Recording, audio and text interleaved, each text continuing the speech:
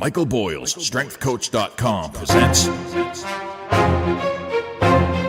the Strength Coach Podcast, brought to you by Perform Better, the experts in functional training and rehabilitation. PerformBetter.com.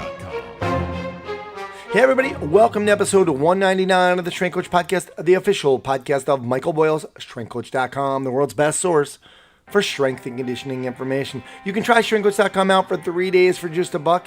You'll have access to all the articles, videos, and programs, as well as the best forum on the net. It's the only place to have full access to Coach Boyle. He's on every day. Check it out at StrengthCoach.com. I'm your host, Anthony Renner. The show notes are located at StrengthCoachPodcast.com. Want to get in touch with me, shoot me an email to StrengthCoachPodcast@gmail.com. All right, today on the Coach's Corner, I spoke to Coach Boyle about his article, Training the Endurance Athlete. We spoke about personality and genetic predisposition, his quotes that endurance training probably isn't good for you. Another quote, all non-traumatic injuries are training related.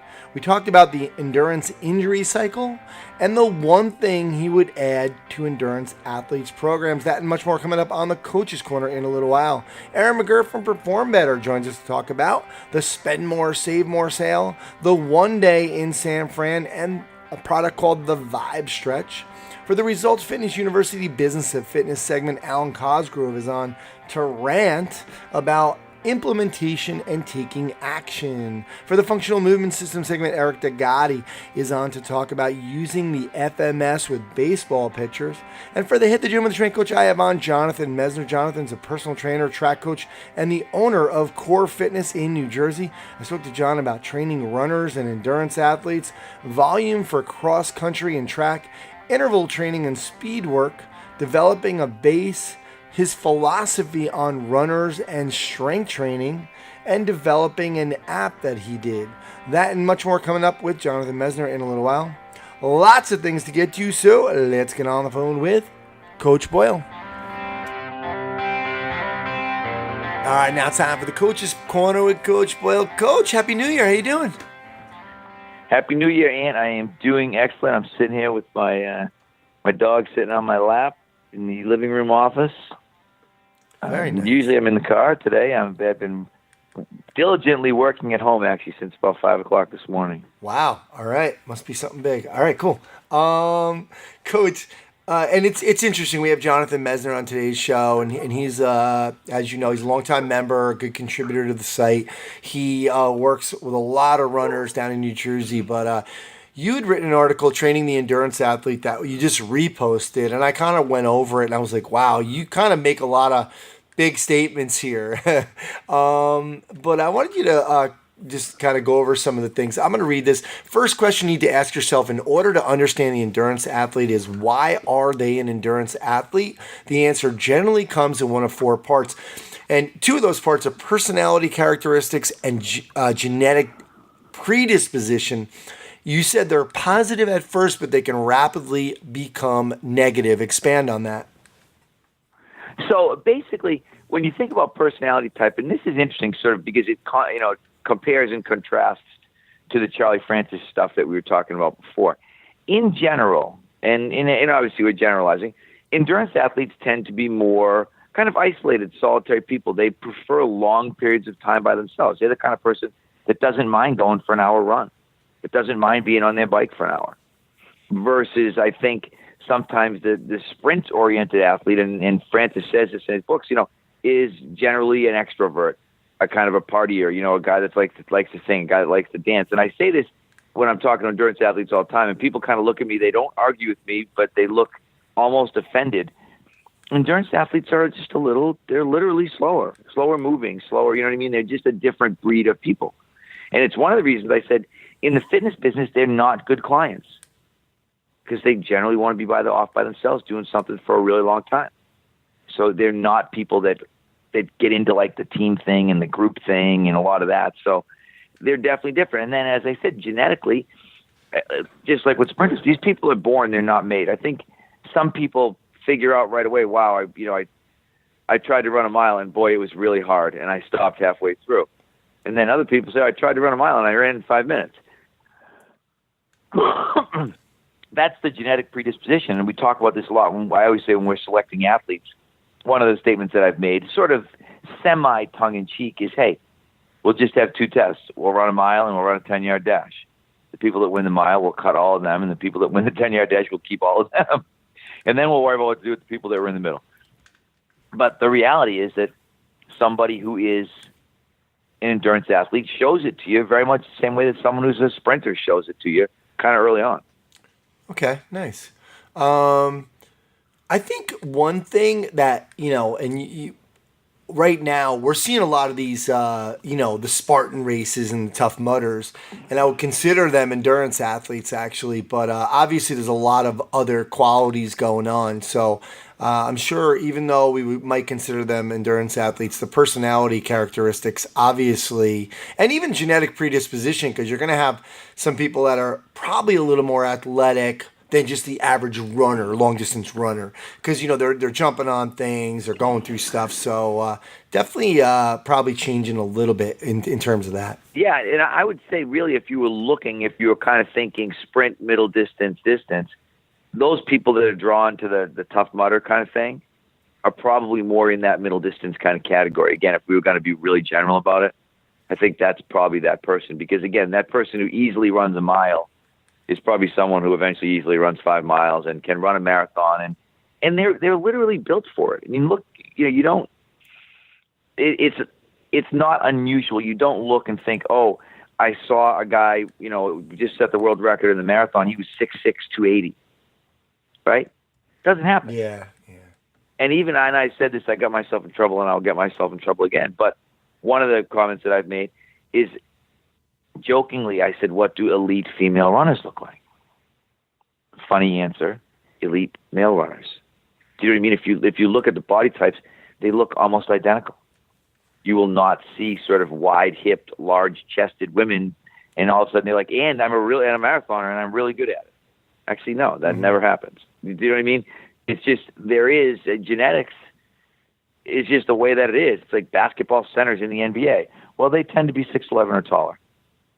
And there's a very big genetic component to that. You might have some guy at 5'11" who thinks, I really want to be a center in the NBA. But, he's just a foot short of where he needs to be. So I think that's part of what you've got to realize when you're dealing with endurance athletes, is that they're a real different breed. All right. Let the emails start coming in. Mike, here's another one. Hey, man. The truth is that endurance training probably isn't good for you. What it would like. You got to expand on this. Oh no, I've said that over and over again. I think that I've said that numerous times. Running is not good for you. 50% of the people who take up running get hurt. That's not good. I always say there's only 2 things that have those kind of odds that people continue to do. One is running, the other is getting married. Right? 50%. Now my wife just walked by me and said that's improving. Maybe I thought it's getting worse. I think it's getting worse. And Anthony says it's getting worse. And I think statistically he's right, but we'll see. We'll look it up. You're on the podcast. Good job. But and I say that as a joke, but it's not, in the sense that, again, statistically, if you look at the data, and this goes back, Alan Cosgrove's thing. Alan's been saying the same thing for years in terms of people. He always talks about people say, "Oh, I'm gonna start running and get in shape so I can go to the gym." It's like, no, go to the gym. It goes back, Diane Lee, and I think that Diane Lee quote is in there. You can't run to get fit. You need to be fit to run. These are all things that we know, but that I think the endurance community just basically rejects them. If you talk about that article, it goes through that next part, the injury part. Yeah. And these endurance athletes are always hurt. I mean, there is no doubt. Now, and this, again, I cannot say this is factual because I've never researched it, but the field of physical therapy, the whole idea of sports medicine, did not exist until the big aerobic boom of the 70s.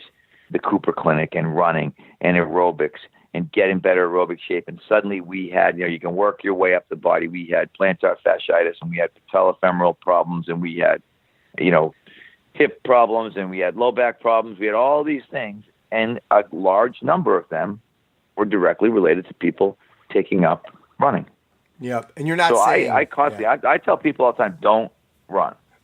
Mike, but like when you say the endurance cycle is train, injury, rehab, PT, back to it, train, injury, rehab, PT. And I'm not saying that the thing that I feel like is, I mean, maybe you should say compete, injury, rehab, PT, because No, I mean, just train. 'Cause they get hurt training. The real endurance athletes will chuckle when they read that because they know it. It's what they do. would you think though They that train other too athletes, hard. don't you feel like so many people are hurt? Like, and I'm not saying they're hurt, but no matter what sport you play, there is an element of injury, rehab, PT. We all go through it. Right, but I think in the endurance world it's perceived as normal. And it's funny, CrossFit has taken on that same kind of approach now. But for years in the endurance world, it was normal that people would just keep running until they couldn't run anymore. Yeah. It wasn't until it hurt. It wasn't until they thought the common sense guy needed to stop. It was, okay, I can't do it anymore. And for a lot of these people, the only thing that stopped them was the surgery. We had a conversation, and it was a different conversation yesterday on our staff meeting, but we were talking about sports hernia. And one of the things Gray Cook had said about sports hernias, he said, if I could just give someone like a placebo surgery and get them to take 8 weeks off and rehab, they'd probably all get better. And that would probably be the same thing, because all of your running injuries are by nature overuse injuries. It is rare that you get a traumatic endurance injury. You'd either have to fall off a curb, get hit by a car, something would have to happen. In other sports, the injury cycle can very much be created by trauma. The other sport that has a lot of similarity to running, actually, endurance running, is baseball pitching. In terms of very similar, it's not good for you. People continue to do it anyway, and obviously people do it anyway because you can get paid a lot more money. But we were laughing about it yesterday. I have my pitchers group, and one of the things that I said is that being a pitcher is sort of like a kid playing with a toy, and you just play with it, and then if it breaks, you just throw it away, put it in the broken toy pile, and then maybe your parents take it there. Let's see if I can get this thing fixed. And if they can get it fixed, you put it back in service. If you can't, you just get another toy. And I mean, that is, yes, it's very much the way of sports, but it is significantly more prevalent in my mind in the endurance community. Yeah. And I know because I've literally, probably one of the first athletes I ever really tried to work with was a runner at Springfield College in the 70s named Andy Palmer. And he was that guy. You try to get him, I need you to stretch, I need you to warm up. I don't have enough time. He was a marathon runner. I got to run I got to run 20 miles. I don't have an extra 30 minutes to do these stretches and to do these warm-up exercises. But as a result, he was always hurt. And I started to realize that there really is a mentality there. When I was at BU, my first year at BU, Joan Benoit Samuelson was the women's track coach, who obviously is one of the elite women's marathoners in history. And so Joni, I still remember, she won the Boston Marathon one day, and she had blisters on her feet that, I mean, you or I would have been in bed for a week with the blisters that were on her feet. We would have been like in the hospital, trying to have special shoes made. She walked in the training room, kind of, threw her feet in an ice bath, put her shoes on, and went out for a run the day after the marathon. Man, got to get a short one in. You know what I mean? It's just, it's a different bird when you've got these elite runners, and a lot of them literally run themselves right out of being competitive. Yeah, that's interesting. Mike, is it really true that all non-traumatic injuries are training related? I mean, absolutely. I would say, well, I guess if you try to think of one that's not, non-traumatic, didn't get hit by something, somebody didn't hit you, everything else is training related. Everything else, every itis is an overuse thing. It's an inflammatory response. And it is by nature caused by performing whatever act we're talking about too much. Whether it's too much running or too much throwing or too much tennis or too much jumping or whatever it is. If you think about someone, think of every injury that, again, you go up the body. Plantar fasciitis. Well, how do you get plantar fasciitis? Well, you probably walk too much, run too much, wear the wrong shoes, whatever it is. You don't get it by getting hit in the bottom of the foot. If you think about Achilles tendonitis, if we just keep working our way up, how do you get that? Same series of reasons, right? But you don't get it by getting hit in the Achilles tendon. You get the patella tendonitis, same thing. Patellofemoral syndrome, same thing. IT band tendonitis, same thing.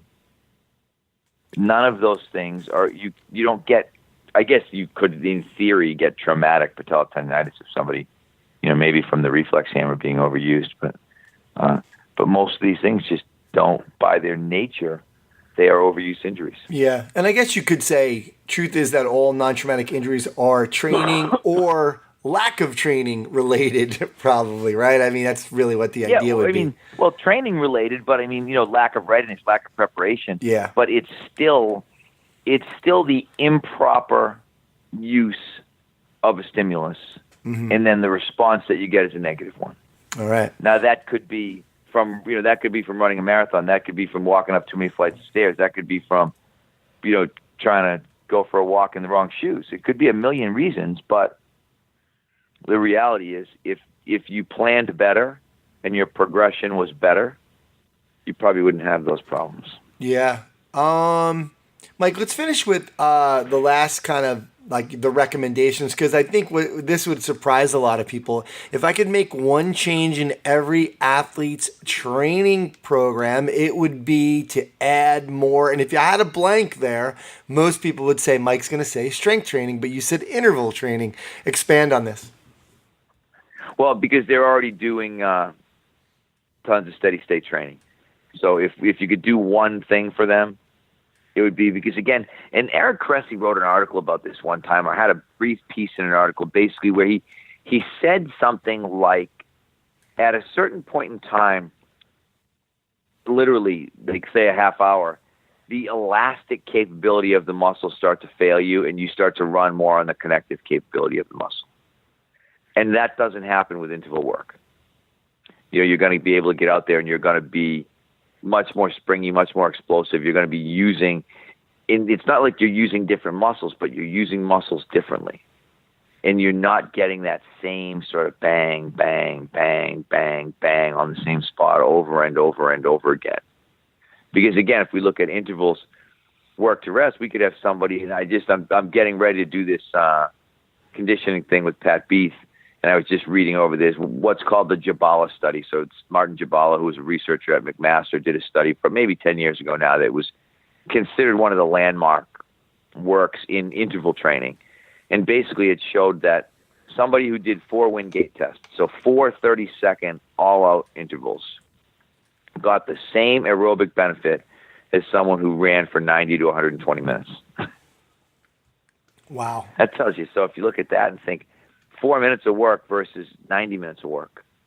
And, that's a really big difference. And it's a big difference. Think about the number of foot contacts that are going to occur in 4 minutes versus 90 minutes. Obviously, you're going to get more foot contacts per minute when you're going faster.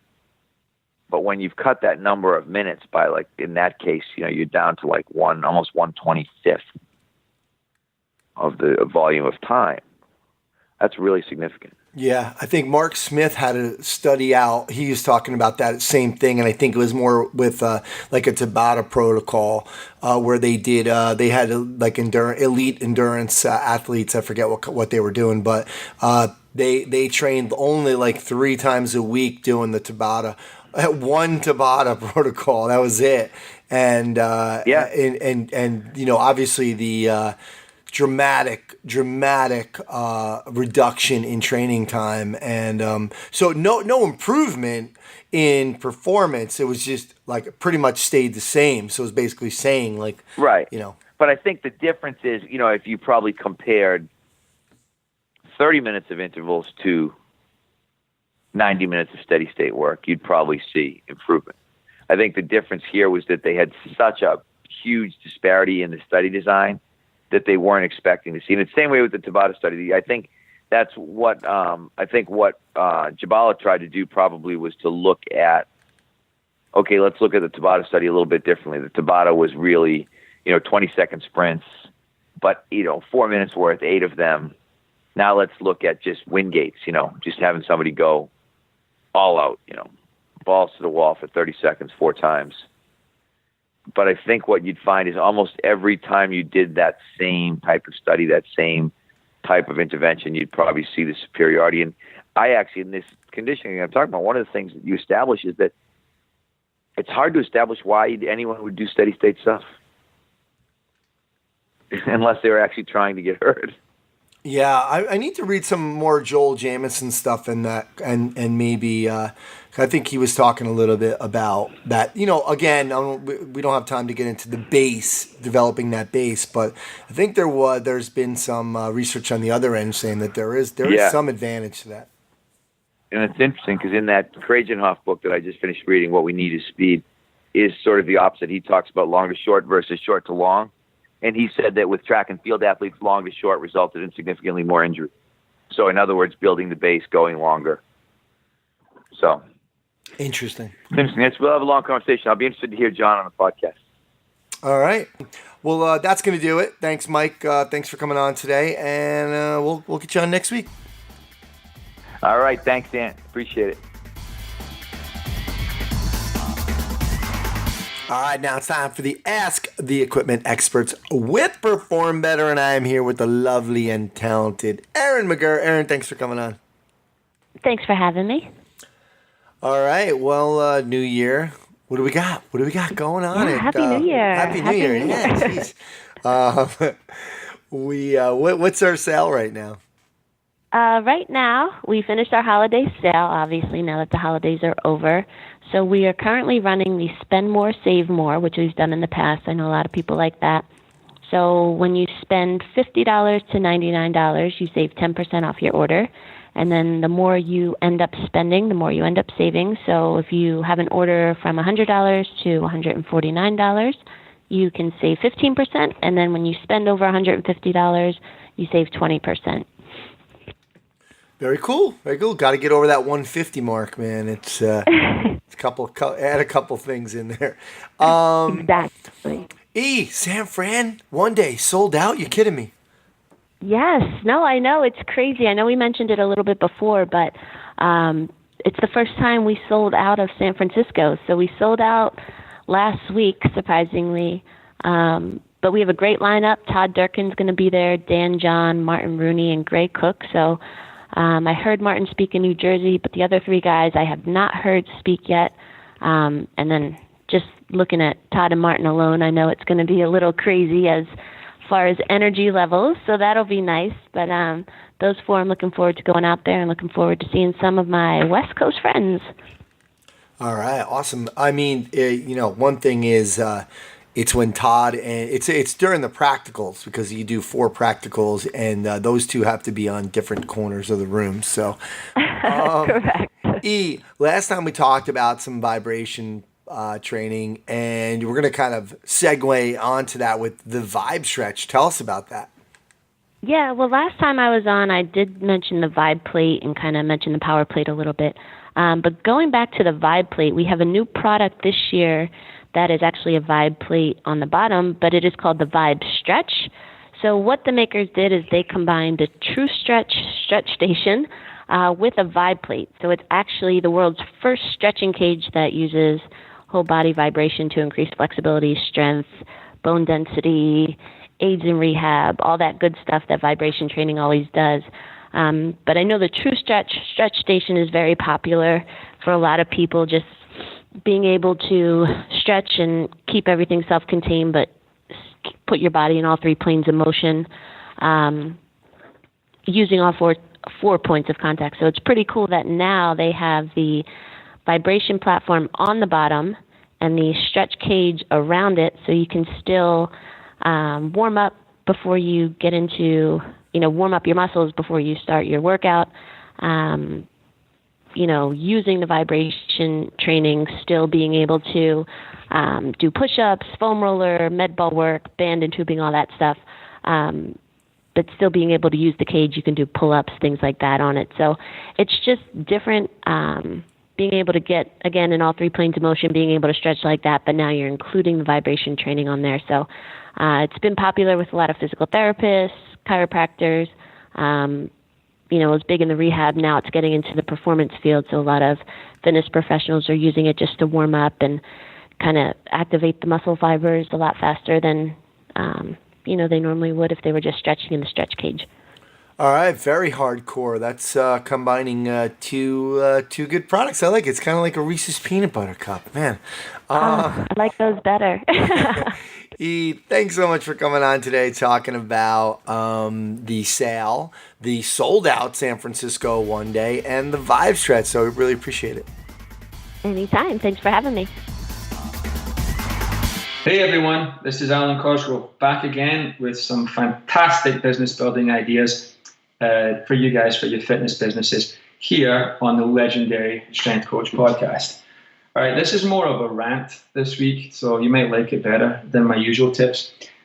We've been doing these for a while, and I meet people at Perform Better seminars, and I'll get people messaging me on Facebook or seminars we do who will say, hey, I took I saw that was a good advice you gave doing a New Year promotion. I listened to that one, and you were talking about, billing for program design or creating an executive athlete program. He goes, that's really cool. And I was like, hey, so how did it work for you? Like, I haven't tried it yet. Listen, information without application is worthless, right? Knowledge is not power. Applied knowledge is power. I've used this before, is that when you go to a seminar and you come back with this program, you're just investing in a self-help program. And then you come home and you put it on the shelf, and it becomes shelf help because you don't do anything with it. Implementation is key, right? So here's how you do this. I want you to start going through your notes from these business and fitness segments, and hopefully you've made some, right? If not, you're just listening to entertainment in my sexy Scottish voice, which is understandable, but hey, that's not the point of this. You have to do work. I want you to go back to your notes and start finding things that you wrote down that you haven't actually done yet. Now, what we do with my Results Fitness coaching group is when we're at seminars, I have them take notes, and then they go through, this is going to sound weird, they go through it with a green pen, and they write down any money-making ideas. They write down the dollar figure that if this applied, what it would mean to their business. So if you could pick up one annual client and you charge $200 a month, that is 200 times 12 is $2,400. Now written in green in your notes is a $2,400 idea that you didn't put into action. Now it starts to jump out at you because the green's the color of money, right? Now that starts to jump out at you, and you see that number and you start to apply it. So every time you get an idea, I want you to put it into a folder of, yes, I'm doing this right now. And you sketch out how you're going to do it and you implement. You get to work. Implementation is key. It's not just knowledge collecting. You have to take action. No, you're like, no, this idea is not going to work for me. In which case, drop it. You don't need to turn it over in your head or figure it. If it's not going to work for you, drop it. I'm not going to try to convince you that you're wrong or you have to go over it. So just drop it. Clear your head. And the third folder, these can be physical folders on your computer, or even just, slogans in your notebook. So it's yes, no. And the third one I have is yes, but not right now. Like right now, the timing may not be right to do a New Year's promotion. It may not be right to do a shape up your summer promotion. But because it's a good idea, I sketch out exactly how you would do it right then, so that I planned it out already and I put it in my yes but not now idea with how much money I expect to make, how many clients I get, what my cost should be, how it would work, so that when I need an idea, I just go to that folder and I have this stuff already written and sketched out. I don't need to collect new ideas. Like one of my phrases that I use at our seminars is, ideas are money and information is currency. But the part of that is only when you put it into action. Ideas are potential money and information is potential currency, but only when you put it in action does it become real. So review your notes, and I want you all to make me this is a rhetorical question. Will you all promise me that you'll do that? Well, yes, you will. Okay, thank you for all saying yes. Right? I want you, I'm talking to myself, I know. But what I want you to do is make a promise to yourself that you'll take action on something that you hear. Right? The next time you hear a good idea, you'll put it into action within 7 days. So information is important, ideas are important, but implementation, that's the master key. That's what separates winners and losers. Guys, that's it for me this week. I will talk to you guys on the next episode of the Strength Coach podcast. In the meantime, any questions, hit me up on Facebook or check me out at the forum at strengthcoach.com. Thanks for listening. I'll talk to you next time. Welcome to the Functional Movement System segment. My name is Eric DeGaddy, and today we're going to be talking about something that is dear to my heart, and that is using the functional movement screen with baseball pitchers. It is something that is personal for me, having two boys that are involved in competitive baseball, as well as a project that I'm involved with called the Baseball Health Network. And the reason why I got involved with it is my oldest son was just entering high school, and at the time I could count, and I needed more than two hands to count how many of his friends and contemporaries that I had seen him play with or against in the Little League years that were either not playing baseball anymore or had their careers interrupted because of significant arm injuries. And all you have to do is read the newspaper or turn on ESPN during the baseball season to see this arm injury epidemic that is facing baseball. And there's lots of reasons for that. And one of the things that we're looking to do is take the movement aspect of it, take the training aspect out of that. And then we can look onto deeper things such as volume of pitching mechanics, those sorts of things. But when we look at it just about arm health and how it relates to movement specifically, the first thing we have to understand that it's not just about the arm, and that everything from the bottom of the foot all the way out to the tip of the fingers where that ball is released is integrated and involved in this process in a positive or negative way. And when you look at it and step back, you can see that the FMS looks and creates a window into a lot of these different areas. And just about every test on the FMS screen has a strong correlation to certain elements of the pitching delivery. And so the obvious one that everybody looks at is shoulder mobility, and saying, does someone have significant enough shoulder mobility that it's not going to be an issue when they go to deliver a pitch. And the golden standard that's always been used is the internal and external rotation sum of looking at 135-degree total arc. And even though that's a good standard to look at, we have to understand that there's a lot more involved in shoulder motion than just movement of the glenohumeral joint and how it integrates in with the scapula, how it integrates with the T-spine and rib cage, and then obviously everything that goes up from there. So shoulder mobility is a good start. And the one thing to understand is that you're almost always going to see an imbalance in a dominant throwing arm. And we don't know how much we even want to change that, let alone how much you're going to change that if someone is making thousands and thousands of throws throughout an off season and a season. The next thing we look at when we look at the shoulder is not just the mobility, but the stability and motor control that they have through there. And when you look at something like the trunk stability push-up, we're not just looking at the strength of the pecs and shoulders and so forth. What we're looking at is when someone goes to express force through their hands, when they go to push themselves up, how is that communicated up through the hand, continuing up the arm, through the shoulder, and into the trunk? And when you see a poor trunk stability push-up, you'll see that there's going to be lag, that there's not going to be an interconnectedness in between from where the hand puts force into the ground all the way down through that chain to the foot. And if there's what we call a force leak somewhere in there, that force leak is going to come to bite you and show up in your pitching delivery.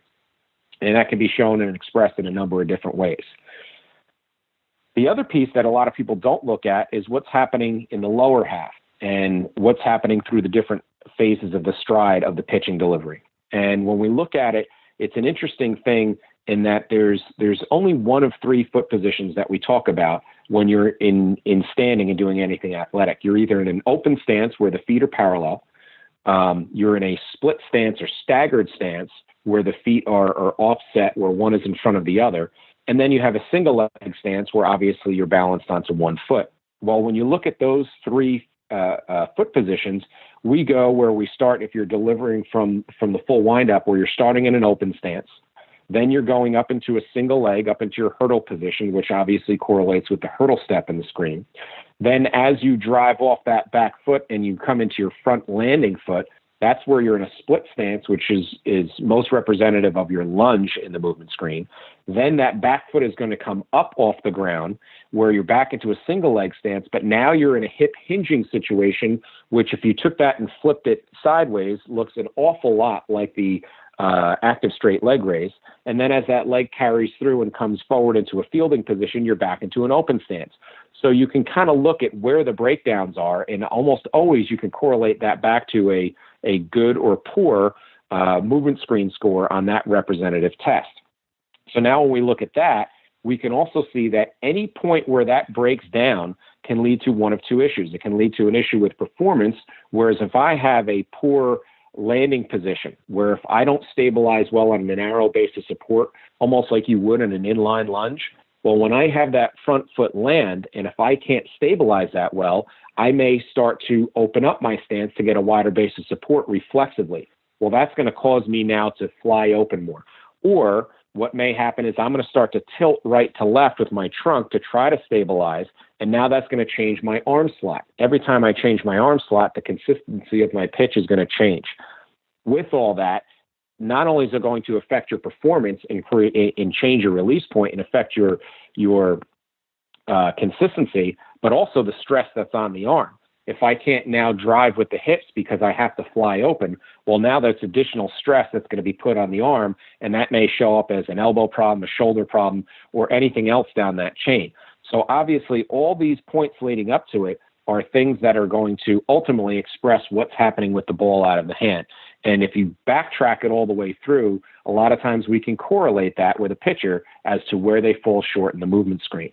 Last but not least, the only one screen that I didn't mention was the rotary stability aspect of it, which also speaks to the integration of how your right and left sides intercommunicate and how the trunk will help stabilize and create that fine motor control throughout the whole process.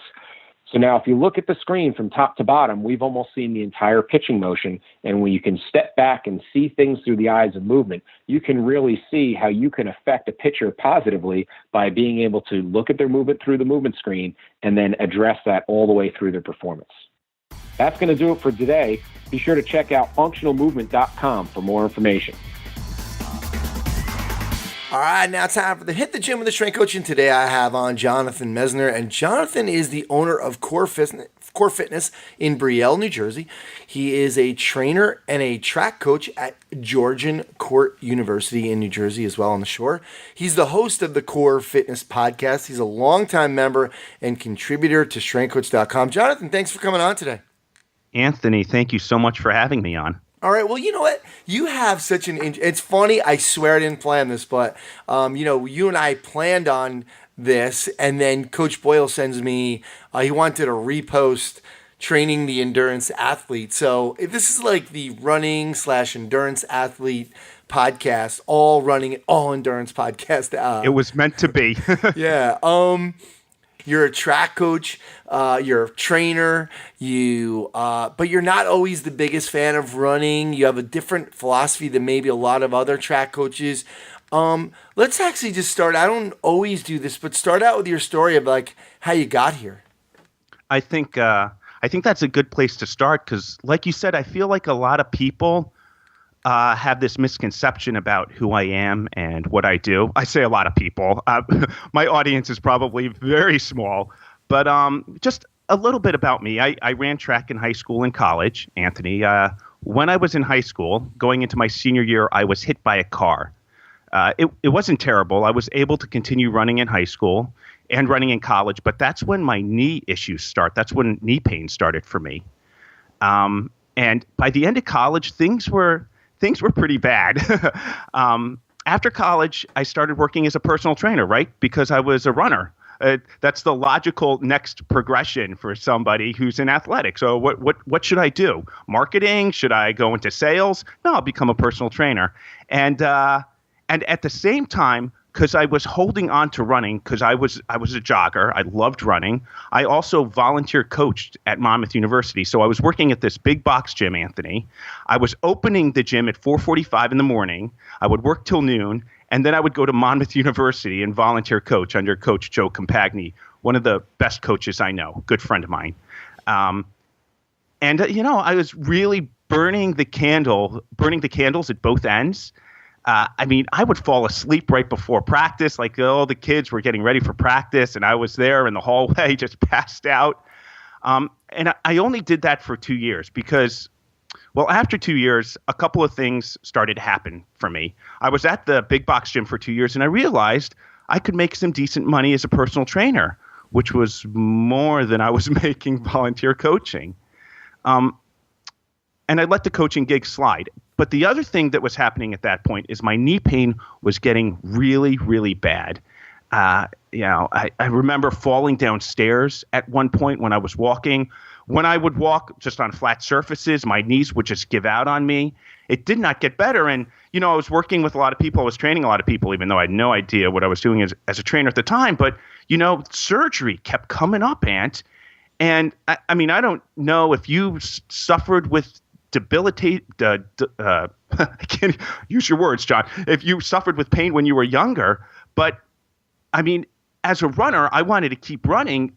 Surgery seemed like the only thing, my only solution. And as a young adult, I don't think any young adult would completely understand the ramifications of having surgery at that age. I most certainly didn't. But what I did know is it scared the heck out of me, right?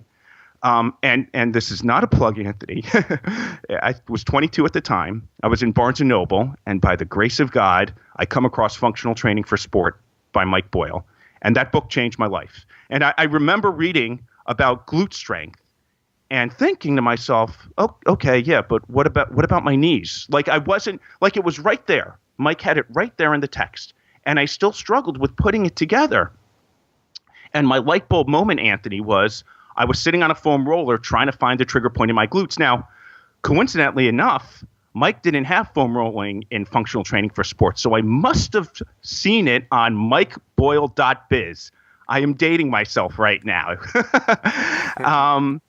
And I found the trigger point in my glutes, and I stood up, and my knees felt slightly, Anthony, ever so slightly better. And that's when everything changed for me. And from there on in, it was about getting my glutes to work, getting my glutes to activate. Long story short is I cured myself of knee pain. I left the health club. I opened my own facility, Core Fitness. And it was funny because so I opened Core Fitness.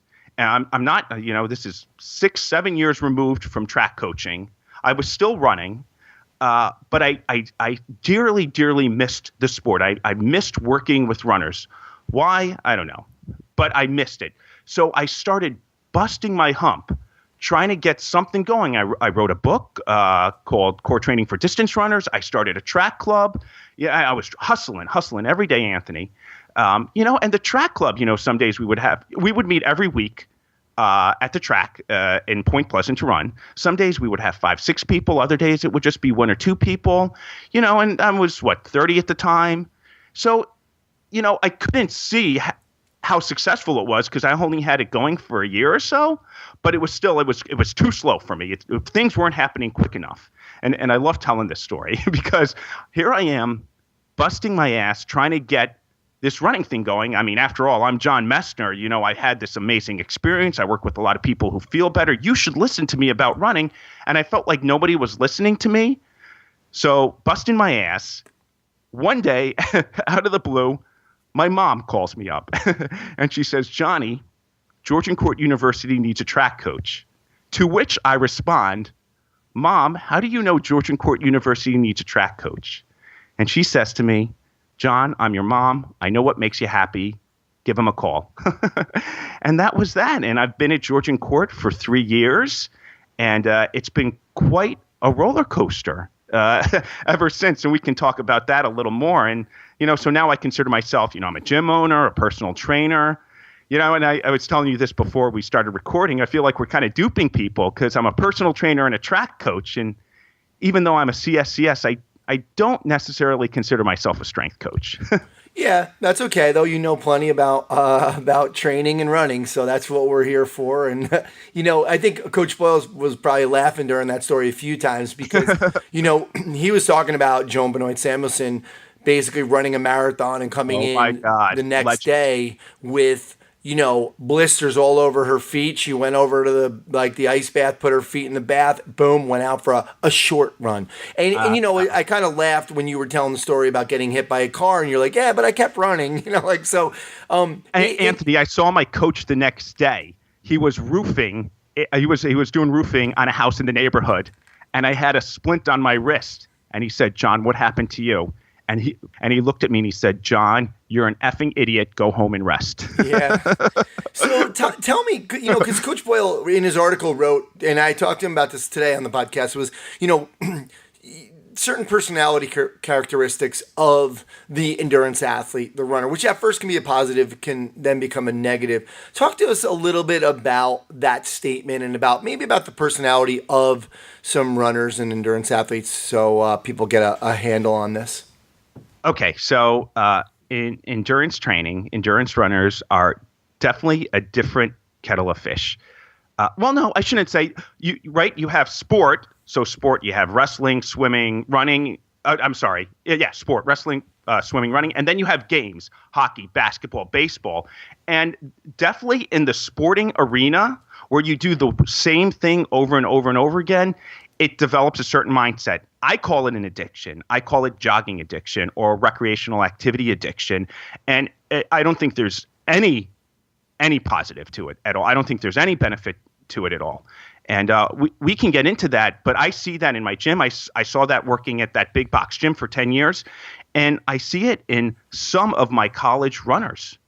And it's an addiction. And if you're dealing with a drug addict and you take away their drugs, what happens?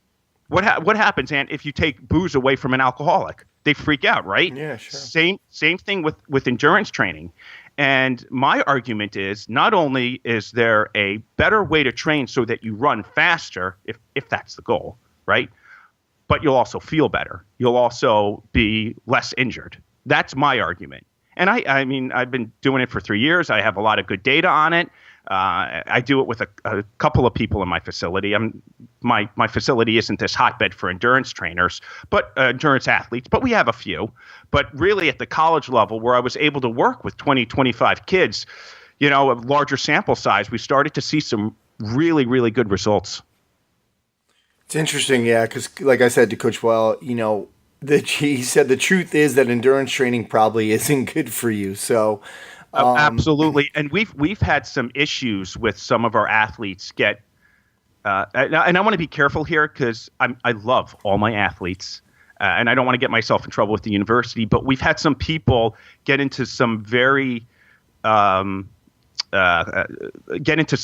medical circumstances from too much jogging. And again, I can talk about that, but most of my runners are not like that. Well, how does that work then? Because, you have a certain distance you have to run. You have to have a certain amount of training. Talk to us about that. What's that challenge? Okay, so I remember when I was in college, I went to the College of New Jersey. I ran for Steve Dolan. Steve Dolan is he is worshipped by those in the track and field community. He's the University of Pennsylvania track coach right now. So I had an amazing experience in college. But I remember we were running intervals for cross country. So for cross country, a guy cross country runner in college, the distance is either 8,000 meters or 10,000 meters. Rarely it's 5,000 meters. For ladies, it's 5,000 meters or 6,000 meters. So in your workout days, depending on the type of workout day, Anthony, you want to total that distance. You want to run 8,000 meters worth of intervals, right? So I remember back in college, we were doing 8 by 1,000. And I was thinking, this is a great workout. Why are we jogging all this extra? Why are we doing all this extra jogging when we should just run 8 by 1,000? Or 10 by 800, right? 10 by 800 is 8,000 meters or whatever slicing up that pie equates to.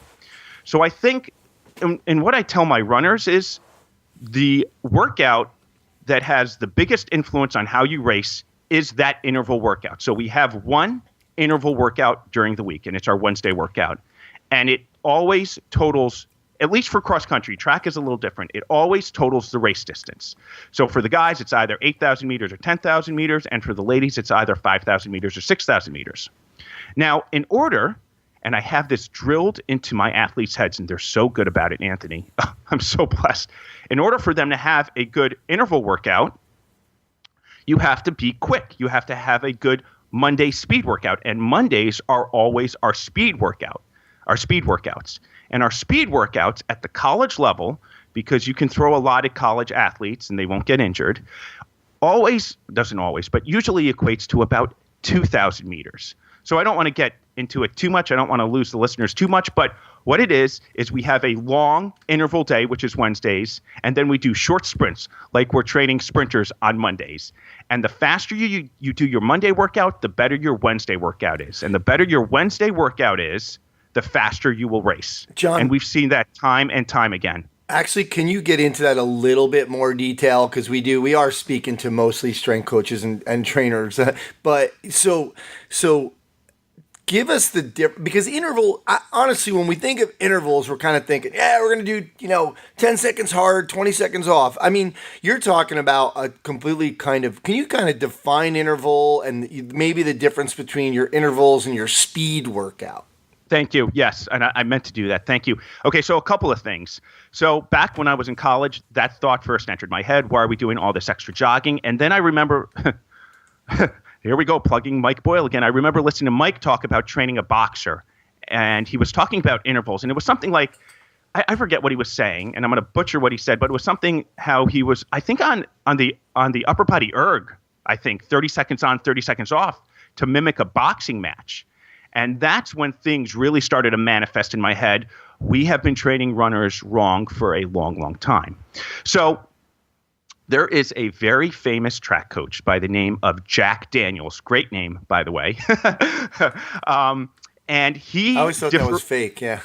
No, it's fake, and I don't want to get into my love for Jack. Anyways, so Jack Daniels, he differentiates, and this is what we use at the college. This is what we use in the running community generally.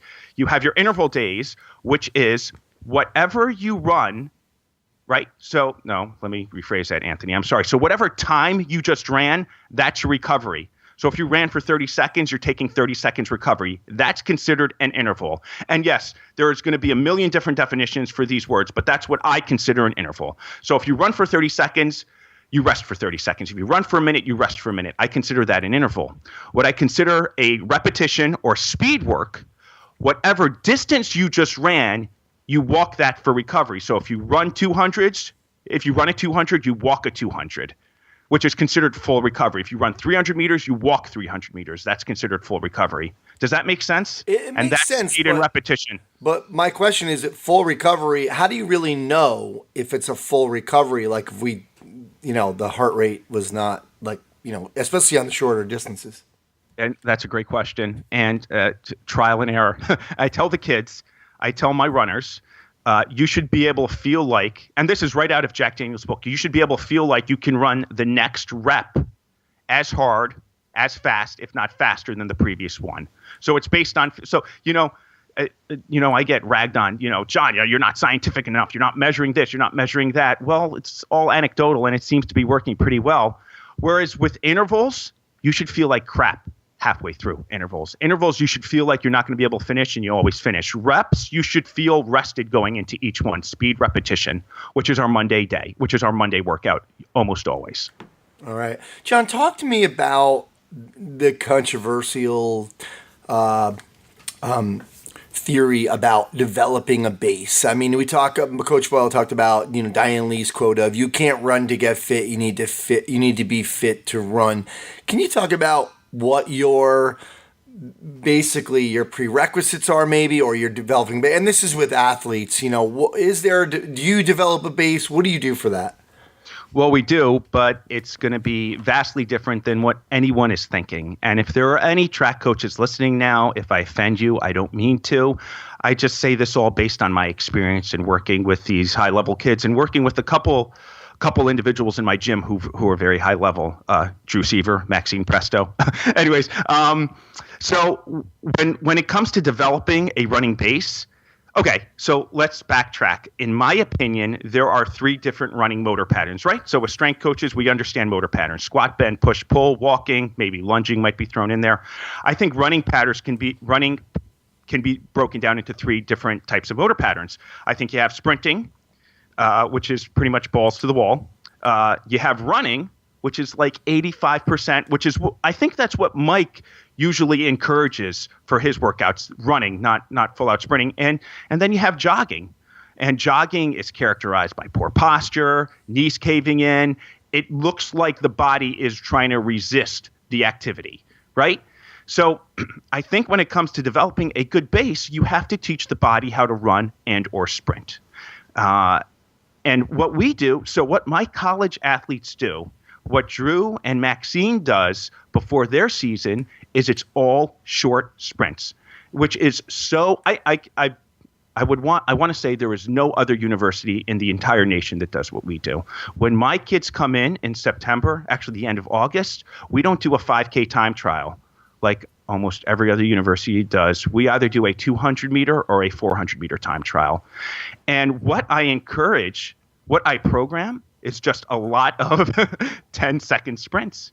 5 to 10 times. And we work it up from there over the course of the summer to 15 seconds to 20 seconds. But we keep revisiting that 10-second sprint at least once a week. And it's just grounded. And it's almost like they're training for the 100-meter dash. And what I try and instill in my kids, what I try and instill in the endurance athletes who come to me, which again are very few and far between, is that it's not about going out and running. It's about thinking about good posture, chest up, and using your arms cheek to cheek. Your hands should be driving up towards your, when I say cheek to cheek, face cheek to butt cheek, face cheek to butt cheek. And if you do that, Anthony, and if you do that often enough, then you'll be able to do that in a 400-meter dash. And then you'll be able to do it in an 800-meter dash. And before you know it, you're going to look like you're sprinting over 5K and 10K. And there's a stark difference between watching my athletes run a race, because I've had people approach me and tell me there is, and I notice it too, and the other athletes in the race who are hunched over, their arms are crossing over their body, their knees are caving in. My kids look like they're sprinting, and they're doing pretty well too. Does that make sense? Absolutely. I think, obviously you're just chunking it down, which is a pretty smart philosophy. Master the basics. Yeah. And the basics should be learning to run.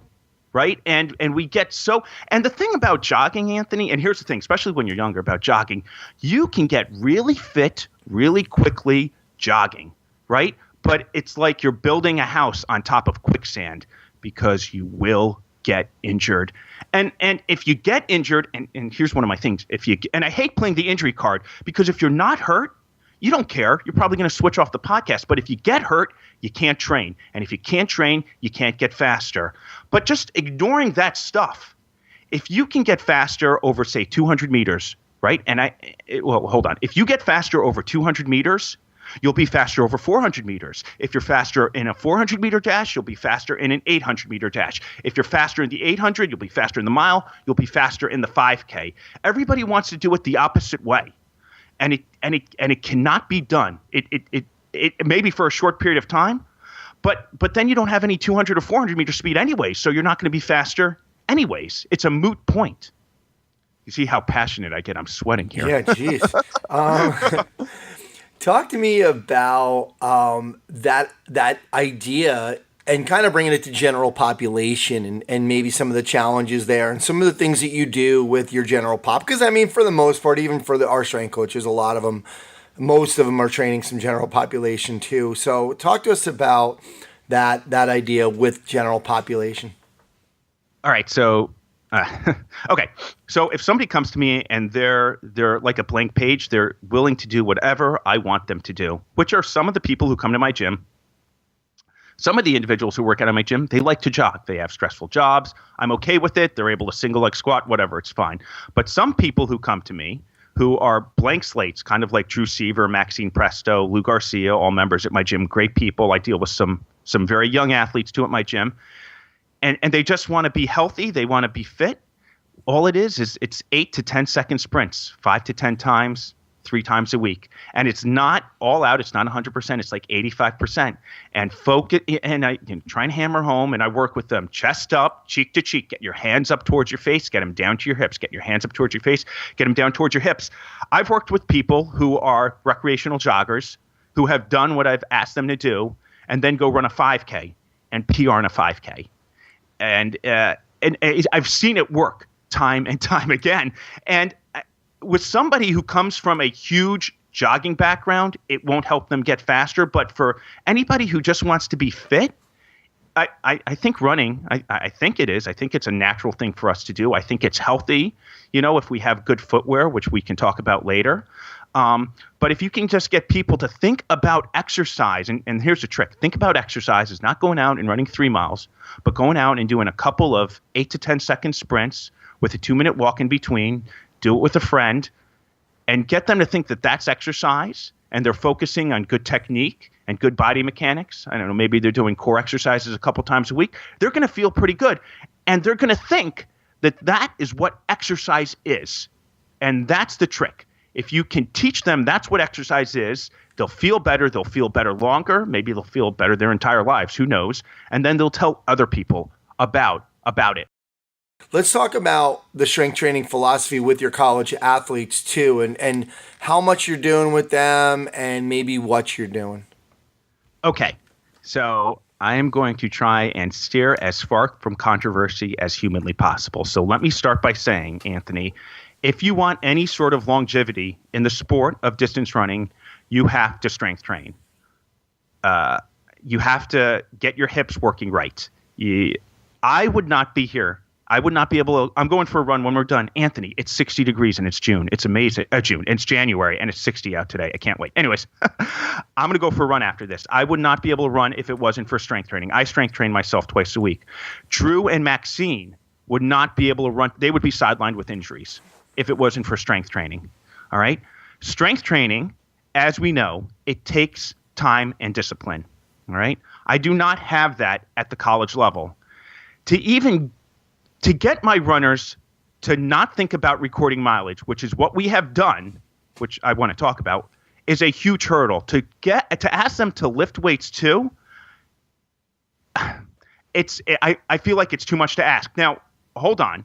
With that being said, well, okay, but before I get to my next thought, the only reason a runner should strength train, the only reason all runners should strength train is so that they can handle more volume. And so weak runners get injured with low volume. Now, when I say volume, I don't mean mileage. I do not mean mileage. I mean, remember when we were talking about our interval days and our speed days? Mm-hmm. And before? When I say volume, that's what I mean. You're able to handle 10,000 meters worth of intervals. You're able to handle 2,000 meters worth of speed work. Weak runners get injured with lower amounts of volume. The thing is, youth athletes, young adult athletes, college athletes can handle high volume without strength training. It's the older athletes who have spent a couple years sitting in a chair or who have spent several years on mileage-based programs who benefit from a strength training program. Now, with all that being said, I tried strength training my first year with my college runners. And Mike, I'm sorry for what I'm about to say. I tried strength training the first year with my college runners. I did not like the results. There was some soreness that I didn't. In what way? We were doing core exercises, some of them who were low risk. We were doing squatting. We were actually doing upper body pushing and pulling up until this year, which I stopped only because of time constraints. I'm actually working with all the runners now, the sprinters. So I was actually squatting with some of them. But like if you have a runner, okay, and here's the thing about distance runners, Anthony. Even the way we train, and I think we have the best training out there. Obviously, I think we have the best training out there. Otherwise, I wouldn't, I still think we're on Stuart McGill. I think we're on the knife's edge. And I don't know why.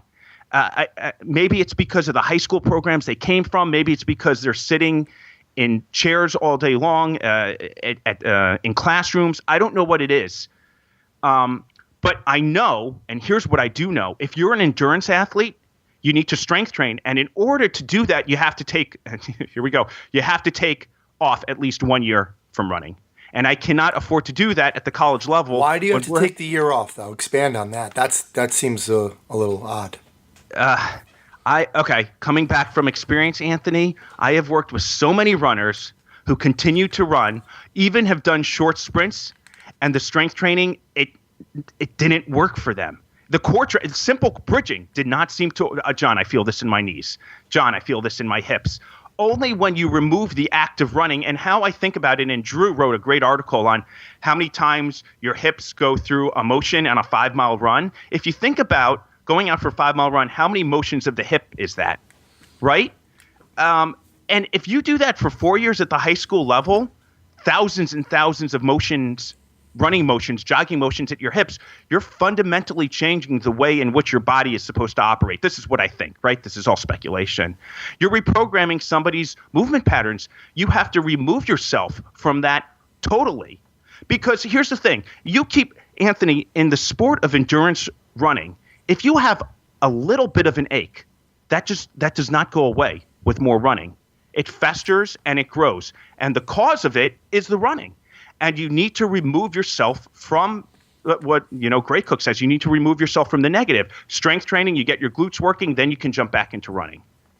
But again, I go back to my experience. I tried it my first year. I did not like it made me very nervous. And I get paid to win, right? And this is the other thing, I Strength Coach Podcast.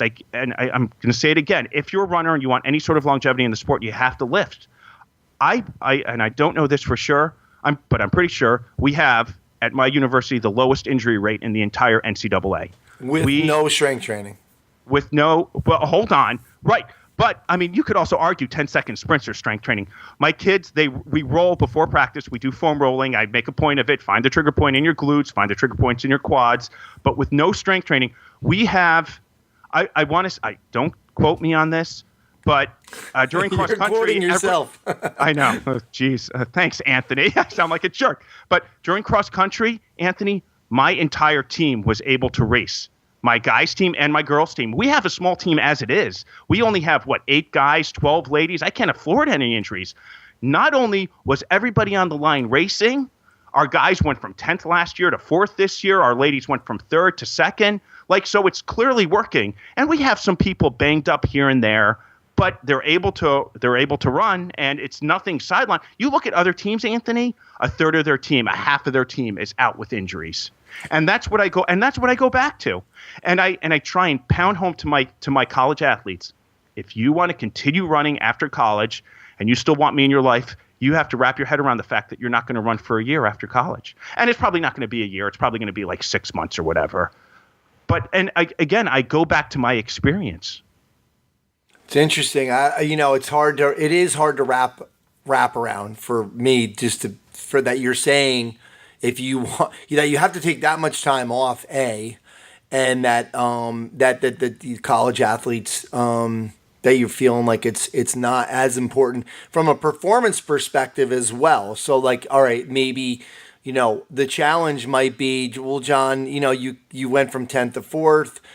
What if you were training? Maybe you can go from 10th to 2nd or 1st. Again, but I go back to my experience. We did it the first year. We had some soreness I did not like. We had some people who had hip issues. We stopped lifting. They felt better. And it's crazy, right? Because I'm not a lot of my people coming in, they have really bad posture. And it goes back partially to the program they were on before they met me. So here I am trying to teach them how to lift weights, how to do this, how to do that. John, my hip hurts. Now, the only variable that's new to them is the lifting. I'm like, oh, great. Okay, so we're going to take a break from lifting. A month later, how do you feel? I feel fine, right? Again, Anthony, if I would not be here today as a runner, Drew would not be here, Maxine would not be here if it wasn't for lifting. But you have to, I think as endurance athletes, there's one right way to do it. I truly believe that. I honest to God believe that. I'm a CSCS. When people come into my gym, you'll see 60-year-olds single leg squatting. You'll see 50-year-olds doing pull-ups. We lift weights. Strength training is the fountain of youth. But at the college level, logistically, I only have these kids for 4 years. Yeah. We're pumping out $500,000 every year in scholarship money to these athletes. I get judged on not how they feel, but whether they are able to compete or not. Okay. John, let's go into your warm-up as well. You talked about foam roll, but what other things are you doing from that perspective that might be a little different?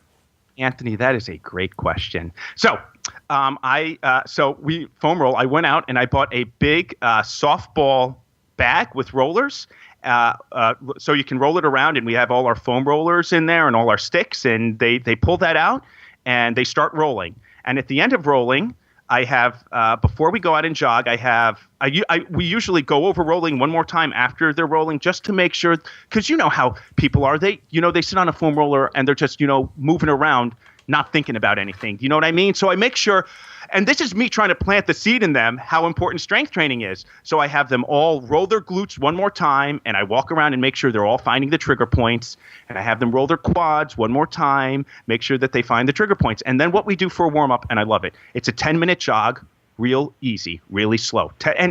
And I kind of think it's silly, the jogging. I use it team building. I work with all the distance runners and all the sprinters now. I have some hurdlers in my group, and I tell my guys and my girls, you have to run as a group. You have to run together. And we use it as a team building exercise because, to be honest with you, we hardly ever run together, right? Because when you're running your workouts, you can't slow down to run with your teammate. So this is one of the few times we can actually run together. So we do a 10-minute jog as a warm-up. This is what they do before their races. And then before we do our workouts on the track, it's usually a 50-meter sprint, a 75-meter sprint, and a 100-meter sprint. There's no stretching. There's no dynamic warm-up. There's no static stretching. That's all we do. And during their 50, 75, and 100, I am yelling at them, chest up, cheek to cheek, chest up, cheek to cheek. And they're pretty good. And, our warm-up takes 20 minutes. I remember when I was in college, our warm-up would take 45 minutes. And the other thing is our cool down is we walk as a group for 10 minutes. There's no extra jogging because jogging kills. It ruins the workout, jogging. Right. So that's our warm-up, and then we go right into it. And then we go right into our workout, whether we're doing 1000s, 800s, 400s, 200s, mile repeats. That's our warm-up. Okay, great. But again, I go back to we have hardly any injuries. Yep. Okay, yeah, the That's numbers my are there. measuring stick. Yeah. John, let's finish up with you had developed an app called Track Split Pro, and I want you to do two things. I don't want to talk too much about what it does. Just give us the elevator pitch really quick on that. But also, I want to get into the last 5 minutes about what went into that, because I think all of us have had an idea or a thought about some kind of an app. So first, give us the elevator pitch for Track Split Pro. What does it do? Anthony, I created Track Split Pro as a track coach to streamline my performance as a coach at track meets. And what I wanted to do is I wanted a way to get race data off to my athletes as quickly as possible. Runners, it's very important that we know, endurance athletes, what we know our splits are. Even for an 800, it's important to know what you go through the 200 and the 400 at. And what I found with all the stopwatch apps is the buttons were tiny. So I had to look down at my phone to press the lap button, and I couldn't look down at the phone and then see my runner pass by to know when they were coming by. So what we did with Track Split Pro is and here's the big selling point, the split button takes up the entire screen. So you don't have to look down at your phone. You can keep your eyes up on the race. And then the other thing is, as soon as they're done running, you just hit an export button, and I text message their splits to them. What went behind that, though? Just give us a quick idea, because I want to, like I said, I think a lot of us, I know I've had a couple ideas that, we're in the gym and we think, oh man, I could use an app like this. There's no app like this. So talk to us about that process. Right. So I went on to, I forget what the website was, Anthony. It was so long ago. And it's where you it's like a reverse resume or something like that. You write out what you're looking for. So I wrote out, I'm looking for somebody to make a stopwatch for me. And then you have a couple of people give you quotes, and then you go from there. And then it's just a constant, you're constantly refining the process, which of course costs more money. Anytime you contact the contractor, it's, $50 an hour or whatever. But I wrote out very explicitly in a Word document what I wanted.